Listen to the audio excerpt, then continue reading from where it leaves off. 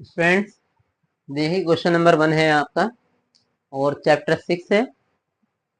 इसका डेरिवेशन है। पहला लॉन्ग क्वेश्चन, ध्यान से समझना। क्वेश्चन ये है, द्रव्यमान केंद्र की परिभाषा लिखिए।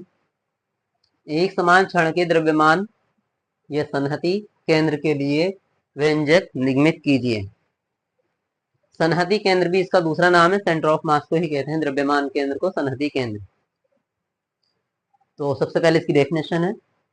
द्रव्यमान केंद्र, सेंटर ऑफ मास क्या होता है? किसी निकाय या पिंड का द्रव्यमान केंद्र वह बिंदु है जो निकाय या पिंड के साथ इस प्रकार गति करता है जैसे निकाय या पिंड का कुल द्रव्यमान उसी बिंदु पर केंद्रित हो।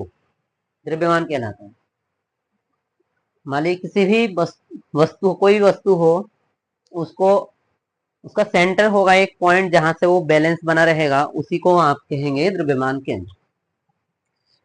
कोई गोला बना लिया जाए, त्रिभुज बना दिया जाए, सर्किल है, खाली खोखला, ये अंदर का खोखला है, तो इसका सेंटर ऑफ मास कहाँ होगा? बिल्कुल केंद्र पर। ये बदलता रहता है पोजीशन के अकॉर्डिंग। गति कर रहा है तो उसके हिसाब से आगे पीछे होता रहता है। जैसे अगर ये सॉलिड है, यहां से सॉलिड हो गया इतना, ये सॉलिड हो गया ये पूरा, तो अब इसका द्रव्यमान केंद्र यहाँ नहीं होगा, बल्कि द्रव्यमान केंद्र इस पर डिपेंड करेगा कि ये कहाँ पर वस्तु है, उसके हिसाब से इसका द्रव्यमान केंद्र आएगा। जैसे हम किसी वस्तु को अपने हाथ पे रोकना चाहे, तो उस वस्तु को रोकने के लिए जो पोजीशन बन के आएगी, जिस पॉइंट पर वो आके रुके, वो द्रव्यमान केंद्र होगा। चलिए, आप समझ गए होंगे। और डिटेल में हमने पहले ही पढ़ा दिया आपको क्लास में। तो वे इंजेक्ट करते हैं इसका। देखिए ध्यान से क्या लिखा है। माना एम द्रव्यमान की एक समान क्षण ए बी, ये ए बी है जिसकी लंबाई एल है, इसकी एल लंबाई है।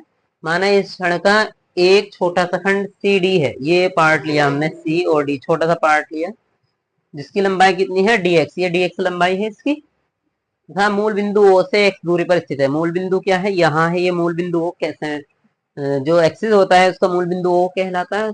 कोऑर्डिनेट भी उसके 0 0 होते हैं, मूल बिंदु कहते हैं उसे। तो यहाँ से एक्स दूरी पर स्थित है, यहाँ से लेकर यहाँ तक एक्स दूरी है, और इसी के बाद ये डी एक्स दूरी यानी बिंदु जो है सी डी स्थित है। अतः एक समान क्षण की प्रति एकांक लंबाई पर द्रव्यमान, प्रति एकांक लंबाई का द्रव्यमान क्या होगा? अगर द्रव्यमान के साथ में लंबाई जुड़ जाए, द्रव्यमान के साथ में लंबाई जुड़ जाए तो हो जाएगा एम बटे एल। प्रति एकांक लंबाई का द्रव्यमान एम बटे एल।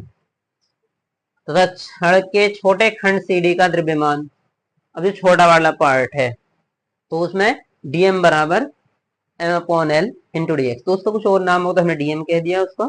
छोटे से पार्ट के लिए डी लगाते हैं, छोटी चीज के लिए। और एम बटे एल ऐसे ही जो लंबाई थी उससे इसको गुणा कर दिया, एम बटे एल इंटू डी एक्स।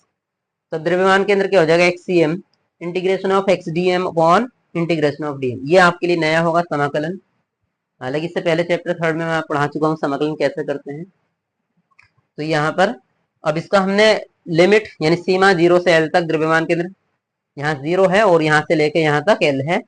तो ये कितना हो जाएगा? बस कुछ नहीं होगा, जहां पर एक्स है उसमें लिमिट लग जाएगी 0 to एल, और एक्स एज इट इज, और डीएम का जो मान था ये M upon L D X लिख दिया, और बटे में ये integration of DM as it is जैसे है वैसे ही लिख दिया।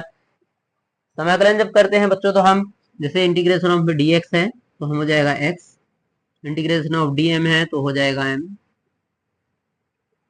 और इसका एक फॉर्मूला होता है, वो मैं तुम्हें डिफाइन कर देता हूँ, अभी बता देता हूँ। देखो, जैसे मैंने लिखा इंटीग्रेशन ऑफ एक्स की पावर एन डी एक्स, ये इसका फॉर्मूला है करने का। जितनी पावर होती है उसकी पावर में एक जोड़ो, बटे में जो पावर आई है उसे बटे में लिखो। तो जैसे यहाँ पर हमने एक्स का इंटीग्रेशन किया है, एक्स का, तो एक्स की पावर 1 है तो integration of X D x है, तो ये हो जाएगा एक्स की पावर 1 + 1 और अपॉन में 1 + 1, तो ये आ जाएगा एक्स की पावर 2 अपॉन 2। ये रफली वर्क है, चाहे तो साइड में आप नोट कर सकते हैं। तो ध्यान से देखो, यहाँ पर हमने यही किया है। एम अपॉन एल इसके अकॉर्डिंग कांस्टेंट है तो ये बाहर आ गया, M upon L 0 to L limit लग गई, एक्स डी एक्स, एक्स का हो गया समाकलन एक्स स्क्वायर अपॉन 2। ये मैंने आपको बता दिया कैसा आया है। और ये बटे में 2 लिमिट, चूंकि ये x पर रखी जाएगी तो वो तो संख्या होगी तो बाहर निकल जाएगी, ये बटे में आ जाएगा। यहाँ से हमने dm का इंटीग्रेशन है, ये बन गया था m से m कट गया, ये ऊपर बटे में l है, ये मेन बटे है, तो ये l बटे में आ जाएगा नीचे, ये नीचे आ गया। यहाँ बचा था इसका इंटीग्रेशन करने के बाद 2, तो 2l हो गया, और एक्स स्क्वायर पे लिमिट लगी 0 to l। जब लिमिट रखने थे upper limit minus lower limit, तो 0 रखने से तो कोई फर्क नहीं पड़ेगा, तो इसे रखने की जरूरत ही नहीं है, ऐसे पहले हटा देंगे, बस एल स्क्वायर एक्स की जगह एल स्क्वायर आ जाएगा, ये आ गया एल स्क्वायर बटे में 2l, ऐसे ही एल से एल कट गया तो एल बटे 2, ये हमारा फॉर्मूला निकल के आ गया, ये व्यंजक है इसका। मैं उम्मीद करता हूँ कि आपको सबको समझ में आ गया होगा। इसके बाद भी अगर कोई कंफ्यूजन है तो मालूम कर सकते हैं यूट्यूब के माध्यम से, और चैनल के माध्यम से मेरे मतलब, और व्हाट्सएप के जरिए। ठीक है स्टूडेंट्स, अगले क्वेश्चन में मिलते हैं। ठीक है।